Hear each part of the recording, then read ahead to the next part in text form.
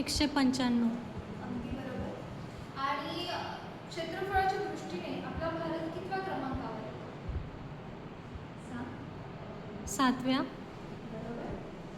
आणि लोकसंख्येच्या दृष्टीने आपला भारत कितव्या क्रमांकावर आहे? कोणी सांगेल? सांग. 2ऱ्या. अगदी छान. तर आता तुम्ही मला सांगाल की आपल्या मराठीचा लेक्चर आहे आणि मी इतिहासाचे प्रश्न विचारते आहे. तर यासाठी करेन की आपल्या ज्या कवितेचं नाव आहे ते आहे भारत देश महान. काय आहे? भारत देश महान. तर आता मला सांगा, तुम्हाला का वाटतं आपला भारत देशातलं महान का म्हटले असेल? आपले भारत देश महान का वाटतं? या कवितेने असं नाव का ठेवलं असेल? तर तुमच्यापैकी कोणी सांगेल की आपला भारत देश का महान आहे? सांग. त्यात वेगवेगळे नद्या आहेत, सांस्कृतिक बदल आहेत. अगदी बरोबर. तर आपला